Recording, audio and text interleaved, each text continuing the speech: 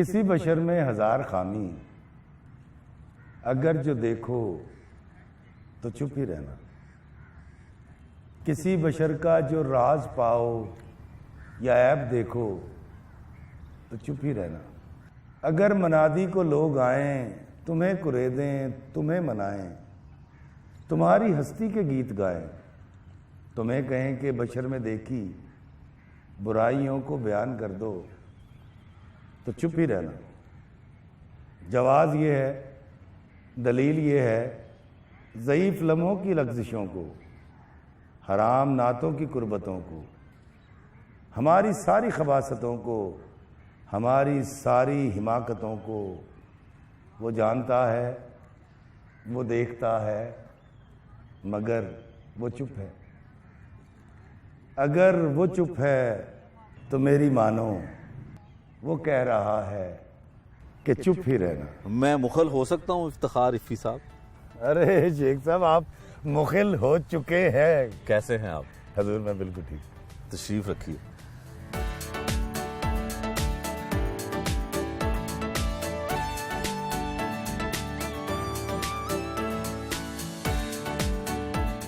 IFFI صاحب شاعر، ادیب، رائٹر، ڈائریکٹر، ایکٹر، پھر بابا جی، اور وہ پاکستان ٹیلی ویژن کا گیٹ جہاں پہ آپ گھنٹوں باہر کھڑا ہوا کرتے تھے۔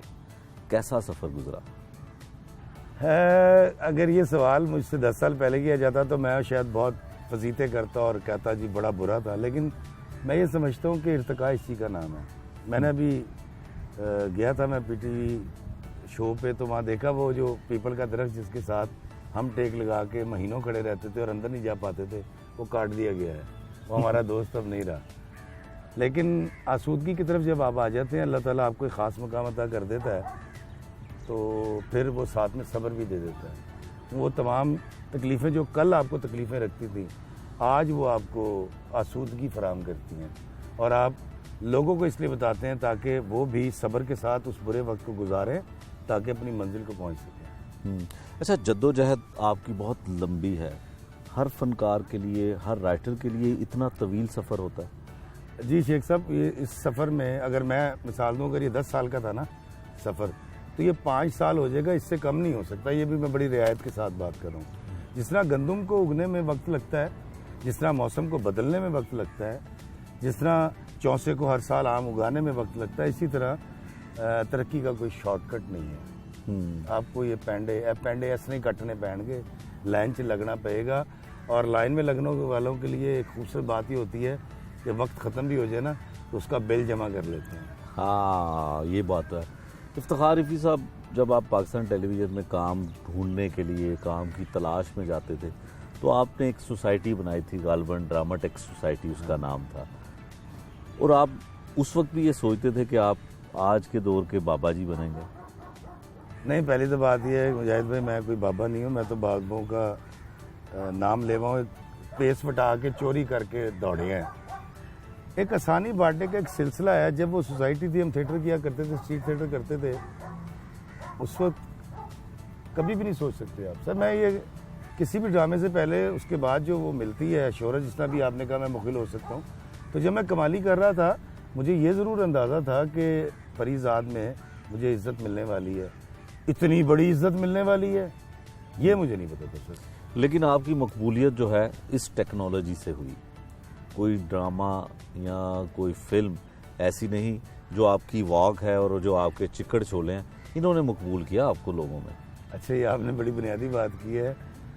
میں بالکل آپ کی بات، آپ نے بالکل ٹھیک کہا کہ جب میں نے ویلاگس بنانے شروع کیے پچھلے سال رمضان میں، اور ارادہ یہ تھا کہ پینڈیمک میں لوگ گھروں میں بند تھے اور ذہنی مریض ہو چکے تھے اور ہاتھ نہیں ملاتے تھے اور ملنا منع تھا، میں نے اس وقت یہ سوچا کہ بغیر ماسک کے کسی پارک میں چلتا ہوا ایک شخص واک کرتا ہوا ان کو کیسا لگے گا، تو کم از کم اس تکلیف سے ریلیف دوں۔ واک تو میں شروع سے کرتا ہوں، تو افطاری سے پہلے کرتا ہوں ہمیشہ۔ تو میں نے جب پہلے دن ویڈیو بنا کے ڈالا اور شام کو کسی دوست نے فون کیا، تیرے پیج دے ہوتے 7000 لوگوں نے دیکھ لیا تیرا ویڈیو۔ میں کہا ہے مطلب اس سے 37,000 میرے فالوور تھے، میں نے جا کے دیکھا 7,000، میں نے جو اگلے دن ویڈیو بنایا وہ 18,000 پہ چلا گیا۔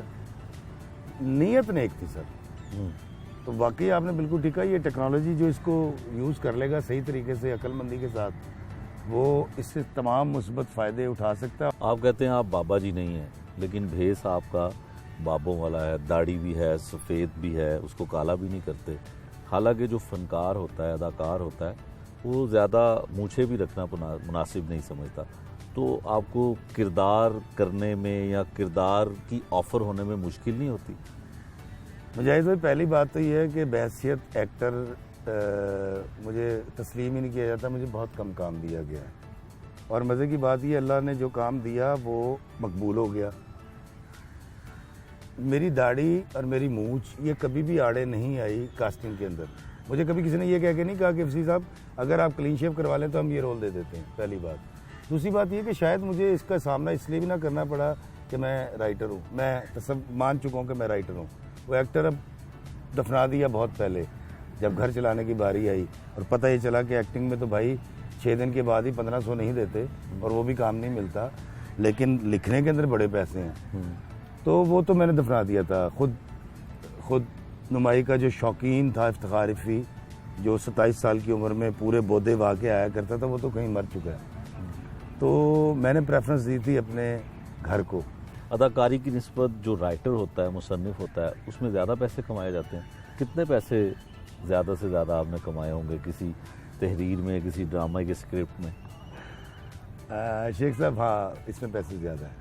فیفی بھائی, آپ نے میرے علم کے مطابق ایک ڈرامے کے کروڑوں روپے لیے ہیں. کون سا پروجیکٹ تھا وہ؟ نہیں, کروڑوں تو نہیں تھے, 1 کروڑ روپیہ تھا. 1 کروڑ کروڑوں ہو گیا نا. نہیں, 1 کروڑ 2 کروڑ تو زیادہ ہوتے نا, 1 کروڑ روپیہ تھا. جی میں نے جب ناگن لکھا تھا, اس کے 250 ایپیسوڈ لکھے تھے 38 منٹ, کس کو ہم 1 گھنٹے کا کہتے ہیں, اور 8,500 منٹ ریکارڈنگ چلی تھی اس کی, جو ریکارڈڈ ایڈیٹنگ چلا تھا, اس کا میں نے الحمدللہ 1 کروڑ روپے لیا. 1 کروڑ لیا تھا. پھر اس کے بعد پیسے کتنے کمائے؟ پھر 1 کروڑ کے بعد 2 کروڑ ملے, پھر 3 کروڑ ملے, پھر 4 کروڑ ملے. نہیں, اس کے بعد ہوا یہ کہ پاکستان میں سلمپ آ گیا ڈرامہ انڈسٹری میں, اور آخری میں نے لکھا تھا ناگن کے بعد فراغت ہے. تو پھر گزر بسر کیسے ہوتا ہے؟ سر میری 2 کتابیں ہیں, چکر چھولے, چکر چولے اور UK یاترا. یہ دونوں کتابیں میں نے, یہ چکر چولے جی, اور ایک طرف سے اردو میں, اس طرف سے انگریزی میں, تو دونوں ورژن ایک ہی جلد کے اندر آئیں گے. اور دوسری کتاب ہے میری یہ UK یاترا, اور یہ UK یاترا بھی انگریزی میں بھی اردو میں بھی, لیکن یہ سفر نامہ ہے. تو یہ 2 کتابیں جو ہیں الحمدللہ پچھلے 3 سال سے میرا گھر چلا رہے ہیں. اچھا, اتنے پیسے آتے ہیں اس میں سے کہ ایک گھر چل جائے؟ ہاں جی بالکل. کتنی آمدن ہو جاتی ہے؟ اندازہ تو نہیں ہے, لیکن یہ ہے کہ میرے گھر کا سارا خرچہ پچھلے 2 سال سے کتابیں چلا رہی ہیں. اندازہ اس لیے نہیں کہ ٹیکس نہ دینا پڑے؟ نہیں, میں ٹیکس پیئر ہوں الحمدللہ. میں نے ناگن کا بھی دیا تھا. اور ان کتابوں کو بیچ کر 2 کام ہوتے ہیں. ایک تو میرا گھر چلتا ہے, لیکن آدھے پیسے چلے جاتے ہیں لنگر میں. تو جب آپ میری ایک کتاب چکر چھولے خریدیں یا UK یاترا خریدیں, جب آپ دونوں میں سے ایک کتاب خریدتے ہیں تو آپ کی طرف سے 7 لوگوں کو میں ناشتہ کرواتا ہوں.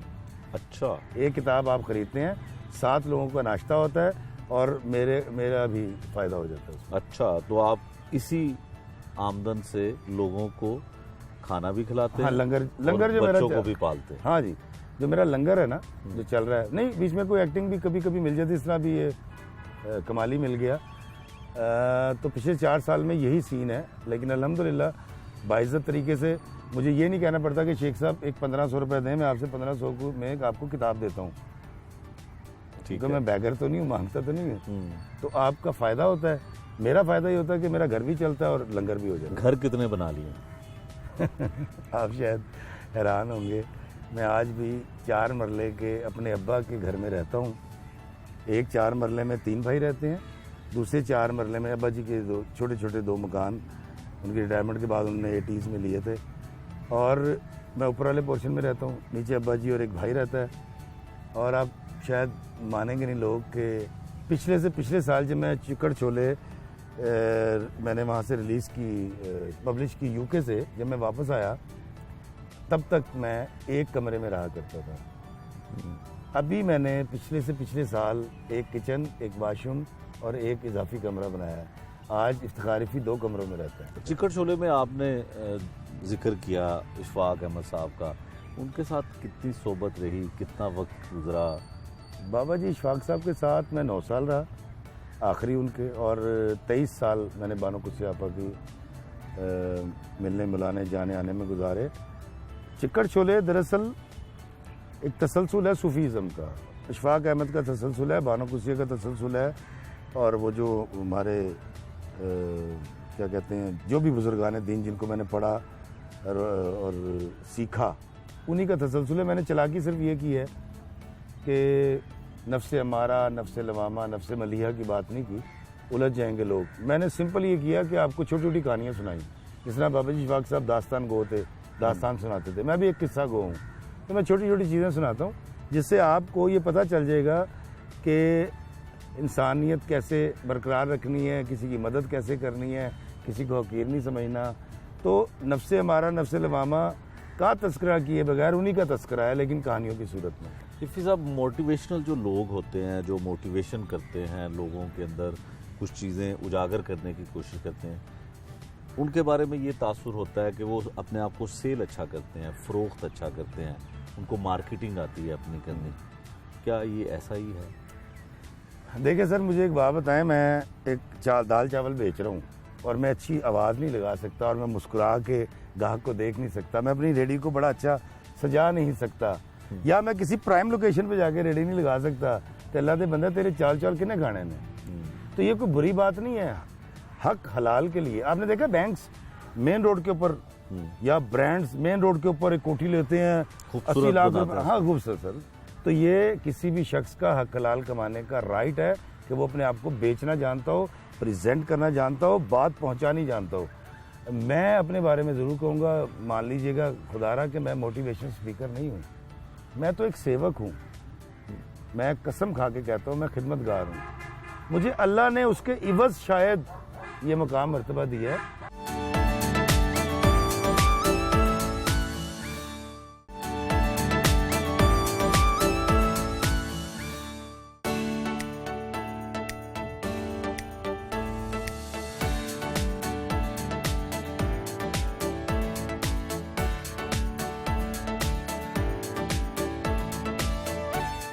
رفیع صاحب، میں لوگوں سے محبت میں عنایت چھوڑ دیتا ہوں، سنائیں نہ ذرا. وہ ایسا ہے کہ میں لوگوں سے محبت میں عنایت چھوڑ دیتا ہوں، وفائیں یاد رکھتا ہوں، جفائیں چھوڑ دیتا ہوں. کھلے رکھتا ہوں دل کے راستے ناراض لوگوں پہ، میں واپس آنے والوں کی خطائیں چھوڑ دیتا ہوں. واہ. میں سب لوگوں سے ملتا ہوں، ادب سے بات کرتا ہوں، یہ شہرت اور بلندی کی ہوائیں چھوڑ دیتا ہوں. اور شعر دیکھیے گا کہ تکبر شور کرتا ہے، کرو تذلیل لوگوں کی، میں اپنے نفس کی ساری صدائیں چھوڑ دیتا ہوں. کوئی دل کو دکھائے مسکرا کے بات کرتا ہوں، نبی کو یاد رکھتا ہوں، خطائیں چھوڑ دیتا ہوں. واہ. میں لوگوں سے محبت میں عنایت چھوڑ دیتا ہوں، وفائیں یاد رکھتا ہوں، جفائیں چھوڑ دیتا ہوں. اچھا، اکثر شاعر جو ہوتے ہیں ان کے بارے میں ایک تاثر ہوتا ہے کہ وہ محبت میں ناکامی کے بعد شاعری کرتے ہیں. آپ کی شاعری میں صوفیزم زیادہ ہے، محبت کے بھی اشعار آپ کہتے ہیں. محبت کے کون سے اشعار ہیں؟ دیکھیں جی، یہ سارے محبت کے ہیں، انسانی محبت ہے. محبت صرف وہ نہیں ہے جو ایک لڑکی اور لڑکی کے مابین ہوتی ہے. محبت تو تمام اللہ کے انسانوں سے، تمام مخلوقات سے، چرند پرند جمادات نباتات سے محبت رکھنے کا نام محبت ہے. تو جب آپ ان تمام چیزوں سے، اللہ کی قدرت سے محبت شروع کر دیتے ہیں تو پھر آپ کچھ اس طرح کی چیز کہتے ہیں. مثال کے طور پر میری ایک ہے کہ محبت ایسا رستہ ہے کہ جس پہ چلنے والے کو ہزاروں حاسدوں کی نفرتوں کو سہنا پڑتا ہے، رقیبوں کی رکابت حوصلے کو توڑ دیتی ہے، بڑی تکلیف ہوتی ہے، مگر یہ بھی حقیقت ہے ہزاروں حاسدوں کی نفرتوں کے بحر کلزم کا محبت آخری ساحل. محبت کی عادت ہے، محبت کی یہ سنت ہے، بساط زندگی کے شاطروں کی ساری چالوں سے محبت جیت جاتی ہے. اچھا، آپ اکثر کہتے ہیں کہ محبت اتنی ضروری نہیں ہے کیونکہ اس کا انجام اچھا نہیں ہوتا، وہ کیا معاملہ؟ وہ یہ تھا کہ مجھے لگتا ہے سر کہ جس سے محبت کی جائے اس سے شادی نہیں ہونی چاہیے. ارے کیوں؟ نہیں حضور یہ تو ایک ڈائلاگ تھا تو اس لیے وہ لوگوں کا اعتراض آیا اور وہ اللہ تعالیٰ نے اس کو نواز دیا مجھے. بس کیا ڈائلاگ تھا وہ؟ یہی تھا کہ سر مجھے لگتا ہے کہ جس سے محبت کی جائے اس سے شادی نہیں ہونی چاہیے. ویسے آپ کا محبت کے بارے میں کیا خیال ہے اور کبھی محبت ہوئی آپ کو؟ دیکھیں مجاہد صاحب پہلی بات تو یہ ہے کہ وہ جوانی جوانی نہیں جس کی کوئی کہانی نہ ہو. تو اتنا ہی جواب کافی ہے. ویسے جوانی کی محبت کیسی ہوتی ہے جو پہلی محبت ہوتی ہے؟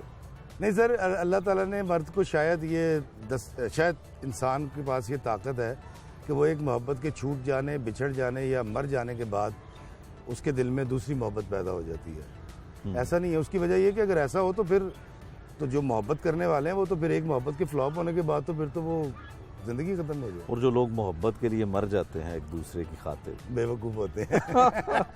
دیکھیں زندگی بہت خوبصورت چیز ہے. اللہ تعالیٰ کہتا ہے کہ میں نے سب سے خوبصورت تخلیق انسان کو کیا. میں اس لیے کبھی کسی کے چہرے پر کوئی کمنٹ نہیں کرتا ہے نہیں نکالتا. تو سب سے خوبصورت اللہ کی تخلیق میں ہوں, آپ ہیں, یہ دیکھنے والے ہیں. دیکھیں وہ لوگ تو نہایت احمق ہوتے ہیں جو محبت کے لیے مر جاتے ہیں. اس کی وجہ یہ ہے کہ میں سمجھتا ہوں زندگی میں سب سے ڈرپوک انسان وہ ہوتا ہے جو مرنے کے لیے تیار ہو جائے. اتنی خوبصورت زندگی ہے, اس کے اندر اتنے خوبصورت ادوار آتے ہیں, اس کے اندر اتنی چاشنی ہے کہ وہ دراصل یہ جو محبت کے لیے مر جاتے ہیں نا وہ ایک شیل میں بند ہو جاتے ہیں, اس وقت کی قید میں آ جاتے ہیں. زندگی اس وقت کی قید سے آزاد ہے. جب ہم کالجز میں پڑھتے ہیں, ابھی پچھلے دنوں ایک واقعہ ہوا, ایک بچے نے کم نمبر آئے تھے, دوسرے گروپ نے اس کو کچھ کہا, بیچارہ فیل کر گیا, ڈپریشن میں خودکشی کر لی. حالانکہ زندگی تو شروع ہوتی ہے کالج کے بعد, بلکہ زندگی تو شروع ہوتی ہے شادی کے بعد, اور پھر زندگی کس طرح سے اپنے پرتے کھولتی چلی جاتی ہے اور پھر افتخار فی تک پہنچ جاتی ہے, اور پھر اگر میں زندہ رہا تو اور بوڑھا ہو جاؤں گا. تو زندگی قطعاً اللہ کی سب سے بڑی عطا زندگی, اللہ کی سب سے محبوب مخلوق انسان, یہ دو عہدے کافی نہیں ہیں. ایک لڑکی اگر اس سے شادی کسی وجہ نہیں ہو سکتی تو کوئی بات نہیں یار, آپ کی شادی بھی ہوگی, آپ کے بچے بھی ہوں گے, اپنی بیوی سے محبت کیجئے گا. پریزاد میں کیسے گئے, کاسٹ کیسے ہوئے؟ کراچی کا ڈرامہ تھا, آپ تو لاہور کے پارکوں میں, لاہور کے فٹ پاتھوں میں گھومتے تھے. سر مجھے دراصل رمضان میں کال آئی تھی پریزاد کے لیے جب یہ سٹارٹ ہوا تھا.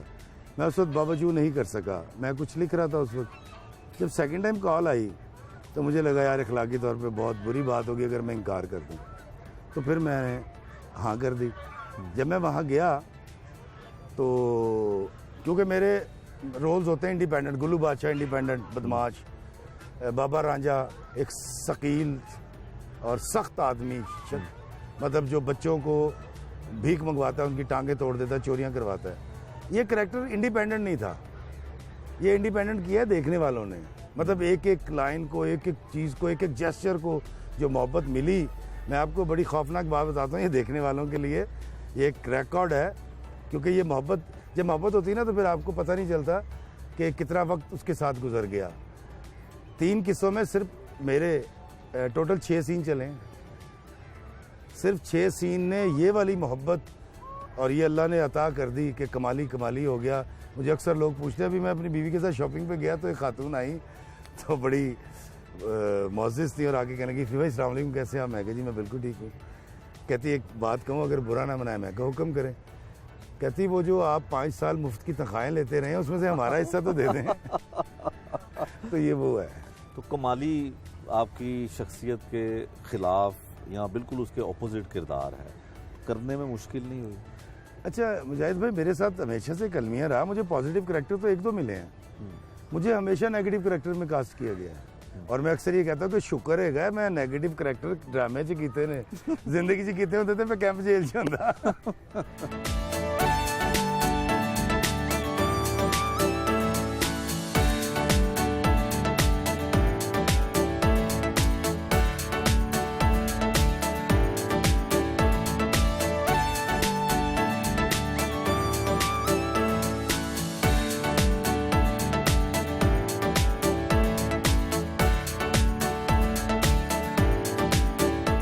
افتخار رفیع صاحب، میں نے آپ کو موٹر سائیکل پہ بھی دیکھا ہوا ہے، اب آپ گاڑی پہ سفر کرتے ہیں، کیسا محسوس ہوتا ہے؟ شیخ صاحب بڑا خوبصورت سوال کیا آپ نے.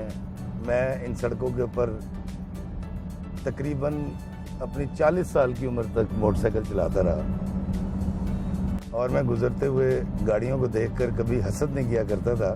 میں یہ سوچا کرتا تھا کہ میرے پاس گاڑی ہونی چاہیے ٹھنڈی مشین والی.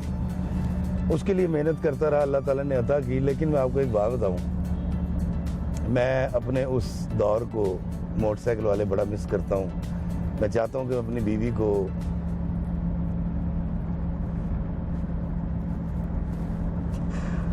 موٹر سائیکل پہ بٹھا کر علی اور عیسیٰ کو آگے ٹینکی پہ بٹھا کر لے کے جاؤں. میں اپنے اس غربت کے دور کو بھول نہیں سکتا شیخ صاحب. میں نے بڑی محنت کی اور میرے اللہ نے عطا کی. لیکن آج میں اس لاہور میں سٹی آف لو میں سر موٹر سائیکل نہیں چلا سکتا. لوگ اتنے اکٹھے ہو جاتے ہیں، محبتیں ملتی ہیں، لیکن غربت کی یہ کوالٹی ہوتی ہے کہ وہ آپ کو جینا سکھا دیتی ہے. آپ چھوٹی چھوٹی چیزوں کے لیے کمیٹی ڈالتے ہیں، ترستے ہیں، اور جب کوئی چیز خرید لیتے ہیں تو پھر آپ لوگوں کو بتاتے ہیں. میں یہ تو نہیں کہتا کہ اللہ تعالیٰ غربت دے سب کو، لیکن غربت کو انجوائے کرنے کی توفیق ضرور دے. آپ کو پتہ کہ میں اکثر رات کو ماسک پہن کے اپنی بیوی کو موٹر سائیکل پہ بٹھا کر راتوں کو آج بھی ہم گھومتے ہیں. لیکن میں نے ماسک لگا رکھا ہوتا ہے، کوئی پہچانتا نہیں. بندہ نہیں بدلتا سر. یہ گاڑی گھوڑی موبائل کچھ نہیں ہے، میں قسم کھا کے بتاتا ہوں. سب چیز وہ محبت ہے، وہ پیار ہے جو اللہ کے بندوں سے آپ نے کرنی ہے. ان کے لیے آسانی پیدا کرنی ہے، اور اللہ آپ کو عطا کرتا چلا جاتا ہے.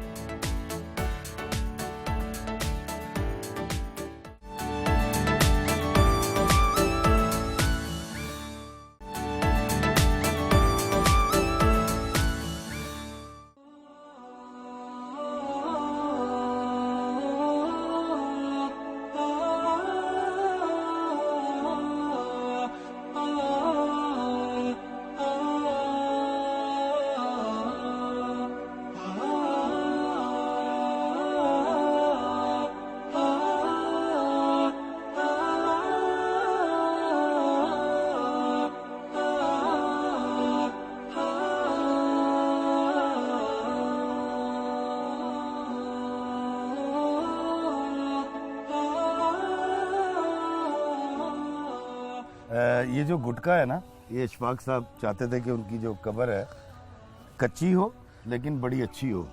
ہاں، تو قبر تو کچی ہے، لیکن یہ گٹکے کا کام بھی ان کی فرمائش تھی کہ صاف ستھری ہونی چاہیے. لیکن میں آپ کو بتاتا ہوں، اشفاق صاحب کہتے تھے کہ میری قبر کے سرانے ایک درخت ہو جس کے سائے میں مسافر بیٹھ کے سستا لیں، اور ایک ہینڈ پمپ لگاؤ جہاں سے مسافر لک کے پانی پی لیں، اور ایک ڈھولی ہو جو ڈھول بجا کے کچھ گا رہا ہو.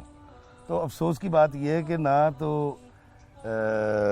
ڈھولی ہے اور نہ وہ درخت ہے، نہ ہینڈ پمپ ہے. تو بابا جی کی یہ خواہش تو ادھوری رہ گئی. لیکن ایک بات میں آپ کو بتاؤں، جب تک بابا جی زندہ تھے، مصروف آدمی تھے، تو ان سے ملنا ذرا مشکل ہوتا تھا. لیکن اب ان سے ملنا تو بہت آسان ہے. اب یہ باتیں نہیں کرتے، پہلے باتیں کیا کرتے تھے. اور یہ جو ڈبہ ہے مجاہد شیخ صاحب، یہ بھی آسانی ہے. ہاں، اس ڈبے میں آپ اوپر سے وہ ڈال دیتے ہیں باجرہ وغیرہ، اور اس کو ہلکا سا ہلاتے ہیں تو یہ باجرہ ایک دفعہ ڈال دیتے ہیں تو باجرہ کھاتے رہتے ہیں پرندے، اور وہ خود نکلتا رہتا ہے آٹومیٹکلی. تو پھر کوئی اللہ کا بندہ آپ جیسا، میرے ایسا، یا اشفاق صاحب کو کوئی بیٹا آ کر اس میں پھر باجرہ ڈال دیتے ہیں. تو یہ بھی آسانی کا ایک وہ ہے، ذریعہ ہے. افتخار رفیع صاحب، اشفاق احمد صاحب آپ کے مرشد ہیں؟ نہیں شیخ صاحب، اس میں تھوڑا سا میں نے اشفاق صاحب کو کبھی مرشد نہیں کہا، اور وہ میرے لکھنے کے استاد ہیں. وہ ڈرامہ ہو، وہ افسانہ ہو، وہ ناول ہو، اس میں استاد ہیں. میرے مرشد ہیں میرے والد صاحب، میری والدہ صاحبہ. آپ دیکھیں ٹیکنیکلی، آپ ذرا غور کریں، فطری طور پر آپ کی ذات کی بنجر زمین میں اخلاقیات اور اچھائی کی پنیری تو ہمارے ماں باپ ہوتے ہیں. تو وہ ہمارے مرشد وہ ہوئے، رشد، ہدایت دینے والے. تو ہدایت تو ہمارے ماں باپ سے ملتی ہے نا. ہمیں سب سے پہلے ہمارے ماں باپ اتنے اہم ہیں کہ وہ ہمیں بتاتے ہیں اللہ ایک ہے، نبی پاک صلی اللہ علیہ وسلم کا کیا مقام ہے. بنیادی طور پر ہمارے ماں ہمارے مرشد ہوتے ہیں. پھر ایسا ایک استاد آتا ہے جو آپ کو اس تھاپی دیتا ہے اور آگے لے جاتا ہے, مطلب اس پنیری کی آپ یاری کرتا ہے. تو ویسے بھی میں ایک چیز کلیئر کر دوں کہ ہم نے سنا اور ہم دیکھتے ہیں اور ہم نے پڑھا بھی ہے کہ ایک ہوتا ہے پیر, ایک ہوتا ہے بابا صوفی. پیر اور صوفی میں فرق ہوتا ہے. پیروں کے اندر ہم نے پڑھا بھی اور دیکھا بھی یہ کہ پیر صاحب کے گزر جانے کے بعد, پردہ کر جانے کے بعد ان کے صاحبزادے کو وہ گدی ٹرانسفر ہو جاتی ہے. یا ہم نے ایسے پیروں کے بارے میں پڑھا اور سنا بھی جو کسی کو بھی عطا کر سکتے ہیں علم. ایک وہ سلسلہ ہے جو ہمارے یہاں موجود ہے. ایک یہ سلسلہ ہے بابوں کا. صوفی وراثت بانٹنے کے حوالے سے بانجھ ہوتا ہے. یہ نفس کی نفی کا سبق سکھاتے ہیں. اب وہ جتنا آپ سیکھ لیں گے اتنا اللہ تعالیٰ آپ کو عطا کر دے گا. تو میں اب آپ کو تھوڑی سی مثال دیتا ہوں. اگر آپ MBBS ہیں اور آپ چاہتے ہیں کہ آپ کا بیٹا, آپ کی بیٹی, آپ کا بھائی, آپ کا دوست MBBS ڈاکٹر کہلوائے, تو سر اس کو MBBS پاس کرنا پڑتا ہے نا. بالکل. تو صوفی جو ہے اس حوالے سے بانجھ ہوتا ہے کہ اس کی وراثت آگے نہیں جاتی, اس کا علم آگے ٹرانسفر اس طرح سے ہوتا ہے کہ اس طرح بابا جی نے مجھے کہا افتخار بھی انسانوں سے محبت کیا کرو. میں اگر محبت کرنا شروع کر دوں گا, آپ میری بات سمجھ رہے ہیں, تو اگر ان کا سلسلہ گدی والا ہوتا تو پھر اسیر صاحب ہے, نوکی بھائی ہیں, تو پھر وہ ان کے روحانی جانشین ہوئے نا, تو پھر تو ان کو گدی پر بیٹھنا چاہیے تھا. آپ کے ہیرو کون ہے؟ سر میرا ہیرو خاک روب, میرا ہیرو مزدور, میرا ہیرو دہقان, کسان, محنت کش, یہ میرے ہیروز ہیں سر. اور میں ان سے بڑی محبت کرتا ہوں. اس کی ایک وجہ تو یہ بھی ہے کہ میرا باپ ایک مزدور تھا, میں بھی ایک قلم کا مزدور ہی ہوں. میں کیا ہوں, بس یہ کہ میں گھر میں بیٹھ کے لکھتا ہوں. آپ بھی تو ایک مزدور ہی ہیں یار, سوٹ پہن کے کر تو مزدوری رہے ہیں نا. ہم ایلیٹ میں یا اس کلاس میں نہیں آتے. تو میرا ہیرو خاکروب مزدور کسان ہے. افتخار صاحب, بہت کم لوگوں کو معلوم ہے کہ جب کسی کی وفات ہوتی ہے تو اس میت کو آپ غسل دیتے ہیں. کس کس کو غسل دیا؟ سر میں بے تحاشا لوگوں کو الحمدللہ غسل دے چکا ہوں, اور میری کوشش ہوتی ہے کہ میں سب سے پہلے پہنچ سکوں, جس میں بڑے ہمارے بہت بڑا نام, مطلب شاعری کے اندر ایسا بڑا آدمی میں نے نہیں دیکھا, خواجہ پرویز صاحب. تو مجھے شرف حاصل ہوا کہ میں ان کی میت کو غسل میں نے دیا. تو یہ غسل دینا لوگ سمجھتے ہیں کہ یہ ثواب کی وجہ سے, شاید میں اس کو اپنا فرض سمجھتا ہوں کہ اگر میرے علم میں ہو. بابا جی اشفاق صاحب کو غسل کیوں نہیں دے سکا, تو وہ میری کتاب میں نے لکھا کہ میں دینا چاہتا تھا, آنا چاہتا تھا, لیکن کیا چیز آڑے آئی. تو جب آپ میری کتاب چکر چھوڑے پڑھیں گے تو آپ کو یہ پتہ چلے گا کہ اشفاق صاحب کو میں غسل کیوں نہیں دے سکا. اچھا, آپ جنازے میں شریک ہو سکے؟ جنازے میں شریک ہوئے.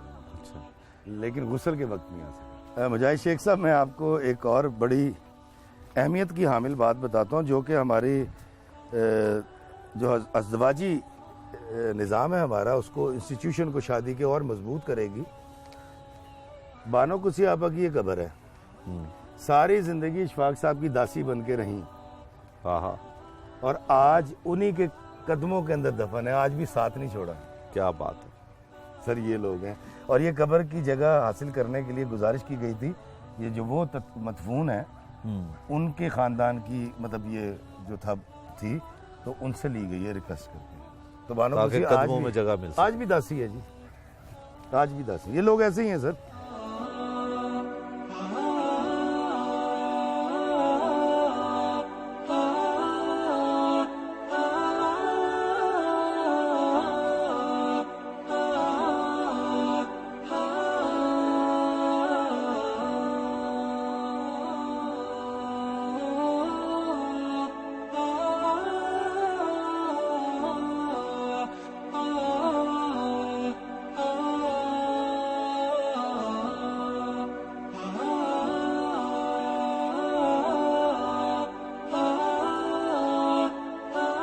افتخار رفیع صاحب, حضرت میاں میر دربار آپ آتے ہیں, اور یہاں پہ خاص عقیدت کی وجہ کیا ہے؟ دیکھیں جی, یہ جو صوفیہ کرام ہیں, ان سے ایک تو ہمیں نفس کی نفی کا سبق ملتا ہے, انسانیت کے لیے آسانیاں پیدا کرنے کا سبق ملتا ہے, محبت کا سبق ملتا ہے. میاں میر سرکار کی جو کرامت ہے وہ ایک بڑی انوکھی قسم کی ہے. ایک تو نفس کی نفی, دوسرا یہ کہ میاں میر سرکار جو ہیں, جو فرما دیا کرتے تھے یا دعا فرما دیا کرتے تھے, وہ پوری ہو جایا کرتی تھی. میں مثال کے طور پہ آپ کو بتاتا ہوں, جب شہنشاہ جہانگیر نے ان کی شہرت سنی اور اس تک کچھ غلط باتیں پہنچی تو اس نے ان کو بلوا لیا اپنے ہرکاروں کے ذریعے. تو میاں میر سرکار دربار میں گئے. اس وقت تک سجدہ تعظیمی کا رواج تھا. تو میاں میر سرکار نے سیدھے کھڑے ہو کے سلام کیا. تو اس نے کہا کہ آپ نے شہنشاہ کو سجدہ نہیں کیا. جی میں تو سجدہ کر کے آیا تھا گھر سے. اس نے کہا میں شہنشاہ. اس نے کہا وہ شہنشاہ, بادشاہ تو وہ ہے. تاریخ کا مورخ لکھتا ہے کہ 15 منٹ کے بعد ہندوستان کے تخت کے اوپر میاں میر سرکار براجمان تھے اور وہ ان کے گھٹنوں میں بیٹھا یہ کہہ رہا تھا کہ سرکار مجھے اپنے ساتھ لے جائیں, میں انسانیت کی خدمت کرنا چاہتا ہوں. تو میاں میر سرکار نے کہا نہیں, تمہیں اللہ تعالیٰ نے جو منصب ادا کیا ہے, جب اس سے فارغ ہو جاؤ تب میرے پاس آ جانا. جب جہانگیر نے رخصت کیا تو اس نے ایک کالے ہرن کی بڑی خوبصورت جائے نماز تحفے میں دی, اور جب وہ دروازے تک ٹہل کے چھوڑنے آیا تو آپ نے وہ ایک دربان کو محبت سے پیش کر دی. انہوں نے کہا سر یہ بڑی مہنگی ہے اور میں نے آپ کے لیے. انہوں نے کہا جی ہم تو چٹائیوں پہ سجدے کرنے والے مٹی پہ فقیر لوگ ہیں, اور آپ نے جب تحفہ مجھے دے دیا میں جس مرضی کو دوں.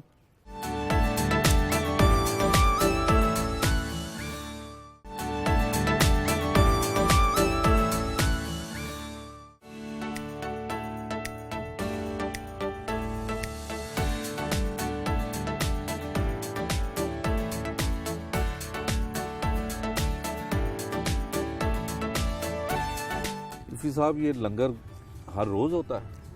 نہیں سر, میری اتنی اوقات ہو, اللہ کرے میں روز کر سکوں.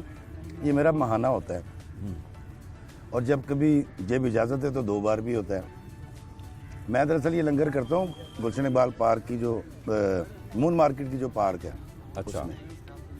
تو جن دنوں حالات تنگ ہوتے ہیں گھر سے پکوا لیتا ہوں, جن دنوں حالات ہاتھ کھلا ہوتا ہے تو پھر بازار سے پکوا لیتا ہوں. کبھی ایسا ہوا کہ کہیں آپ نے باہر کھانا کھایا ہو اور پیسے نہ دیے اور چلے گئے ہوں؟ آپ ہی کے ساتھ ہوا تھا جوانی میں, آپ اور میں اور ہمارے 2 دوست ہو رہے تھے. ہم ایک جگہ کھانا کھانے گئے تھے لاہور میں, اور ہوا یہ تھا کہ میں سمجھا آپ کھانا کھلا رہے ہیں اور میں سمجھا آپ کھلا رہے ہیں. اچھا, میں سمجھا وہ دوسرا ایک شخص تھا وہ کھلا رہا ہے یا تیسرا. تو ہم نے جب کھانا کھا لیا تو تقریباً 250-300 کا بل بنا تھا اس وقت. 20 یہ میرے خیال 22-23 سال پرانی بات ہے. جب ہم نے کھا لیا تو میں ناظرین کو بتاؤں گا, ناظرین جب باری آئی پیسے دینے کی تو شیخ صاحب سے میں نے کہا شیخ صاحب پیسے, کہنے میرے کول تو نہیں گئے. اب جس سے پوچھا وہ کہہ رہے پیسے نہیں ہے, میرے پاس تو تھے نہیں, میں ان کو کہہ کے لایا تھا. تو شیخ صاحب نے اس کا حل یہ نکالا کہ بھاگ کے موٹر سائیکل بیٹھے, کہتے پیچھے بیٹھو دوڑ جائیے. اب جب یہ دونوں دوڑ گئے تو پھر مجھے بھی وہاں سے بھاگنا پڑا تھا. لیکن شیخ صاحب ایک بات بتاؤں میں آپ کو, آپ نے وہ پیسے ادا کر دیے؟ جی میں سر 10 جب پیسے نہیں ہوتے تھے پھر جب کمانے لگا تو 10 سال کے بعد گیا میں تقریباً. میں نے ان سے معافی مانگی, ان کو تو پتہ بھی نہیں تھا, یاد بھی نہیں تھا, اور میں نے ان سے کہا کہ یار 10,000 روپے ان کو دیے میں نے. میں کہا سر مجھے معافی بھی دے دیں اور یہ اپنے پیسے لے لیں, ہم نے ایسے کیا تھا, اسٹوڈنٹ تھے ہم. تو انہوں نے اچھا یہ کیا کہ انہوں نے کہا جی روزے محشر ہم آپ پہ کوئی وہ نہیں رکھیں گے, حق نہیں طلب کریں گے, اور اچھا لگا کہ آپ آئے. اب تھوڑی سی میری پہچان بن چکی تھی تو وہ بڑے خوش بھی ہوئے کہ افتخار بھی آیا, لیکن انہوں نے مجھ سے پیسے نہیں لیے. ہاں, یہاں پہ لوگ بڑے دور دور سے آئے ہیں, کیا محبت کا رشتہ ہے, کیا کہتے ہیں مل کے آپ کو؟ سر میں ان سب کا اتنا شکر گزار ہوں, یہ میرے مالک کی عطا اور کچھ بھی نہیں سر. لیکن جس ٹائم فریم میں میں چاہتا تھا مجھے پہچانا جائے, سراہا جائے, اس وقت نہیں ہوا. تو اللہ نے اپنی دسترس بتائی ہے, وہ کہتا ہے میں اپنی مرضی سے جب دوں گا تب لینا تو نے, اس سے پہلے نہیں سر. تو میں نوجوانوں سے یہی کہتا ہوں کہ یار کوئی شارٹ کٹ نہیں ہے. یہ محبتیں, یہ پیار, یہ جو اللہ تعالیٰ نے ان کے دل میں میرے لیے ڈال دی ہے. میں تو, آپ تو مجھے بہت پرانا جانتے ہیں شیخ صاحب, تو میں تو وہی بندہ ہوں. کھانا کھلانے سے کیا ہوتا ہے؟ چونسا جب اپنا سارا پھل دے دیتا ہے مالی کو تو اگلے سال کیا ہوتا ہے؟ پھر چونسا, اس سے زیادہ چونسا اگتا ہے. گندم جب اپنا کھیت خالی کر دیتا ہے اپنے آپ کو اللہ کے بندوں کے لیے, اگلے سال پھر اس سے زیادہ گندم ہوتی ہے. انسانی جیب بھی ایسی ہوتی ہے, کھلانے سے کوئی فرق نہیں پڑتا, 700 گنا بڑھ جاتا ہے. اچھا, لوگ کس طرح کی توقعات لے کے آتے ہیں آپ سے؟ ابھی میں سن رہا تھا کہ کچھ لوگ کہتے ہیں کہ میں بڑا ڈپریشن میں تھا اور آپ نے اس ڈپریشن سے ان کو نکالا. کیا مسائل ہوتے ہیں لوگوں کے؟ شیخ صاحب انسان بہت حساس ہے, ہمیں اس کی ذہنی کیفیت کو سمجھنا پڑے گا. یہ ذرا اوئے کرے تو ناراض ہو جاتا ہے, اس کو محبت سے پیار سے ڈیل کریں, یہ جان دے دیتا ہے. جب انسان سے آپ محبت کرتے ہیں اور غیر مشروط کرتے ہیں تو یہ آپ کا دیوانہ ہو جاتا ہے, فرفتہ ہو جاتا ہے. اس کو آپ اوئے کہتے ہیں تو یہ ناراض ہو جاتا ہے. تو میں کیونکہ ڈپریشن سے گزرا ہوں ایک وقت میں, تو میں یہ چاہتا ہوں کہ دنیا میں کوئی ڈپریشن میں نہ رہے. تو محبتیں صرف ایسی چیزیں ہیں, ایسی چیز ہے, پیار ایک ایسی چیز ہے جس کی زبان سب کو سمجھ آتی ہے. داتا سرکار جب لاہور میں تشریف فرما ہوئے تو کیا کیا تھا, زبان تو آتی نہیں تھی. انہوں نے ایک گھڑا بھر کے پانی کا رکھا اور روٹی پکانی شروع کر دی. تو ان کا یہاں کے لوگوں سے لاہور کے پہلا انٹریکشن کھانے, ان اور پانی سے تھا. اس سے بڑی آنر کیا ہو سکتی ہے سر, کہ آپ کسی کو کھلائیں, اور اس سے بڑی کیا آنر ہے کہ لوگ آپ کا کھانے آ جائیں سر. پیار کا رشتہ. افی بھائی اب مقبول ہو گئے, بہت مشہور ہو گئے, کیا خواہشیں ہیں دل میں؟ میں قائل ہوں اس بات کا کہ ٹارگٹ اتنا بڑا ہو کہ آپ اچیو کرتے کرتے کرتے 17 کی طرح مر جائیں. اچیو نہیں ہونا چاہیے. اب انسانوں سے محبت وہ ٹارگٹ ہے, نہ ان کی تکلیفیں ختم ہونی ہے نہ میرا ٹارگٹ پورا ہونا ہے. آج میں ان کی داسرسی کروں گا, کل یہ ڈپریشن میں آ جائے گا, پھر اس کی کروں گا اس کا پرابلم ہو جائے گا. تو یہ اسائنمنٹ ایسا اسائنمنٹ ہے جو ہمیں باپوں سے ملتا ہے, جو اولیاء اللہ سے ملتا ہے. بندے سے محبت کرتے چلے جائیں اور ایک وقت آئے گا آپ 17 کی طرح راستے میں چوٹی سر کیے بغیر مر جائیں گے. جنہوں نے چوٹی سر کی تھی وہ یاد نہیں ہے, جو 17 راستے میں مر گیا وہ یاد ہے. اسٹرگل دور کے فنکار آپ کے ساتھی آپ بھی ملتے ہیں ان کو؟ میں ملتا ہوں. کون ہے وہ؟ بہت سارے لوگ ہیں. خالد بٹ صاحب ہیں, وہ بخیر ہیں تو سینئر. ان میں آغا عباس ہیں, ان میں اعجاز بنگش صاحب ہیں, وہ چھوڑ گئے. تنویر ملک ہیں, کیسر ہے, کافی لوگ ہیں. اچھا, جو لوگ اب کام کرنا چاہتے ہیں, اسکرین میں آنا چاہتے ہیں, ان کے لیے آسانیاں یا آپ کے دور میں آسانیاں وغیرہ؟ دیکھیں جی, میں تو کہتا ہوں جو شخص 10 سال کا فاقہ کاٹ سکتا ہے, اپنے خواب روز بن کے توڑ سکتا ہے, گھر میں اس کی کوئی ذمہ داری نہیں ہے پیسے دینے کی, وہ ضرور آ جائے. نہیں تو بہتر یہ ہے کہ آپ کو ایسا کاروبار کرے جس سے آپ کا گھر چلے. دیکھیں شوق ضروری نہیں ہے شیخ صاحب. شوق ضروری ہوتا تو میں ایکٹر ہوتا. میں رائٹر اس لیے ہوا کہ مجھے گھر چلانا تھا. میں نے بار بار یہ عرض کی ہے, گزارش کی ہے. ماں باپ جب پیدا کرتے ہیں وہ اس لیے تھوڑی پیدا کرتے کہ ویلا پھردا رہے, تو گھر آ کے روز کبھی 10,000 دیو میں فوٹو شوٹ کرانا ہے, 15,000 دیو میں فلاں کرنا ہے, میں کراچی جانا ہے. ایسے تو نہیں ہوتا نا سر. افی بھائی آپ کی حصے مزاح بڑی اچھی ہے, میں جانتا ہوں. کوئی یادگار واقعہ جو آپ خود بھی یاد کرتے ہوں اور ہنسیں, ہم سے شیئر کریں. یادگار واقعہ یہ ہے کہ میں گیا دلی پرفارم کرنے تھیٹر. تنویر ملک صاحب نے مجھے کہا کہ یار تسی غالب دے جاؤ گے تو میری موجودگی کس طرح ہوئے گی. اس وقت کیمرے ہوا کرتے تھے, وہ تو تھا نہیں. وہ تو تھا نہیں, موبائل تھا نہیں. 2003 کی بات ہے. میں جب دلی گیا, چچا غالب کی حاضری دی. اب میں سوچ رہا ہوں کیا کروں کہ تنویر ملک کی موجودگی ہو. اب میں سیلفی میں ویڈیو بھی نہیں بنا سکتا تھا, اس وقت موبائل نہیں تھے. میں نے وہاں سے کوئلہ لے کے غالب کے کتبے کے اوپر لکھا تنویر ملک, تصویریں بنا لی. پھر خیال آیا تنویر ملک تو کوئی بھی ہو سکتا ہے. میں نے اس کے نیچے نمبر بھی لکھ دیا تنویر ملک کا. تصویریں بنوا لی. تصویریں بنوانے کے جب میں اس کو مٹاؤں تو وہ مٹے نا, وہ سنگے مرمر تھا. پھر سامنے بازار گیا, وہاں کوئی تھا نہیں اس وقت. غالب کے مزار پہ کوئی نہیں ہوتا. میں پانی کی بوتل لایا, اس کو رگڑتا رہا, وہ ڈم تو ہو گیا, ختم نہیں ہوا. وہ تصویریں جب میں نے ملک صاحب کو دی تو انہوں نے دیکھا, بڑے خوش ہوئے. دھلوائی, کیمرے کی ریل ہوا کرتی تھی.